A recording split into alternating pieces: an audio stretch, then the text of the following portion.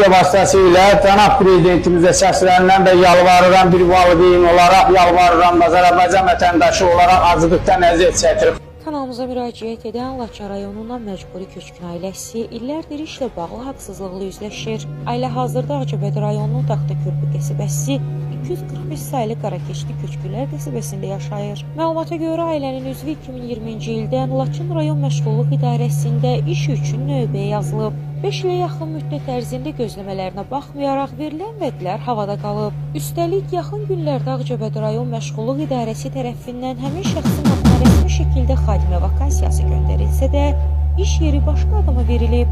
Beləliklə, illərdir dövlətin qapısını döyən məcburi köçkün ailəsi növbəti dəfə məmur özbaşınalığının qurbanına çevrilib. Maddi durumu ağır olan ailənin 3 az yaşlı övladı var. Ailə başçısı isə ciddi xəstəlikdən əziyyət çəkir.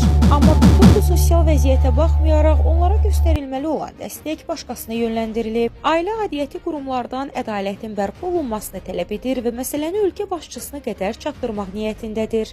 Mən İbrahimov Valəm xan Mətləboğlu 1988 təvəllüd Laçın rayonunun Qarakeşli kəndindən hal-hazırda Ağcabədi rayonunun Taxtakörpü ərazisində yerləşən 245 sayılı Qarakeşli məcburi köçkünlər qəsəbəsində yaşayan ev 105 ünvanında mən buradan media vasitəsilə hörmətli cənab prezidentimizə müraciət edirəm və yalvarıram. Ona görə səslənirəm ki, mənim başıma gətirmədiyi qurumlar, aidiyyəti qurumlar, yoldaşımın adına gələn iş yerini İbrahimov Xəyala uğurlu qızı məşğulluqda Laçın rayonunun məşğulluğunda işsiz kimi 2020-ci ildə işsiz kimi qəbul qeydiyyata alınıb.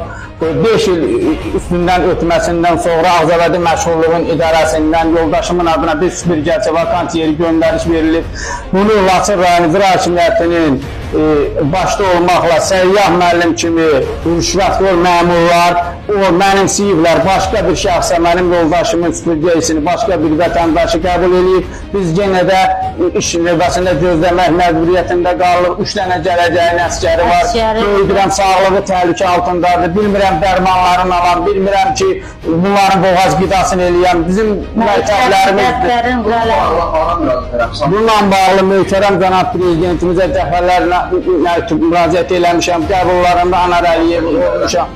Başqa Azərbaycan Respublikasının Əmək və Əhalinin Sosial Müdafiə Nazirinin həm qəbulunda olmuşam, həm qəbullarında olmuşam. Azərbaycan Respublikasının Milli Məclisi sədri xanım Qəfərova, Səbinə xanım Qəfərovanın da olmuşam. Azərbaycan Respublikasının birinci vitse-prezidenti, hörmətli analar, anası Mehriban xanımın qəbulunda dəfələrlə bəli, olduğum qəbul dərizdir. Azərbaycan Respublikasının baş naziri cənab Əli Əsədovun da qəbulunda olmuşum. Bəli, hələ də işləm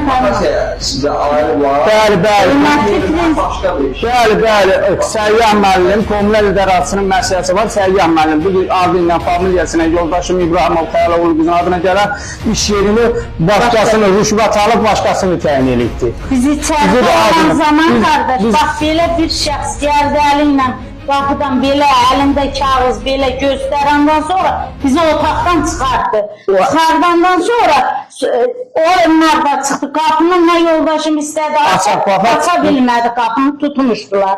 Qapını aça bilmədi, işi ona verdi. Sonra bildik ki, ailə durumunuz, yəni evlatlarınızla bağlı məlumat verir zəhmət olmasa. Bəli, evlatlarım 3 dənə gələcək əsgəri aclıqdan əziyyət çəkir. Bir belə aidiyyəti qurumlara mən göndərmişəm, verdim ki, şablon cavablar gəlir ki, iş yaranacağı təqdirdə işlə təmin oluyor. Hani işdə gəlir, təmin olunmuyor.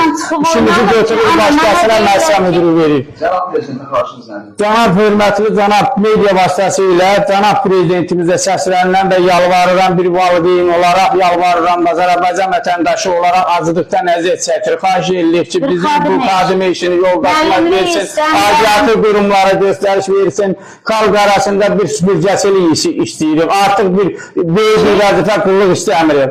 Gedək qara günümüzü, zübülümüzü təmizləyək, qapı küçə təmizləyək, gedək bir çörək pulu qazanaq balamıza.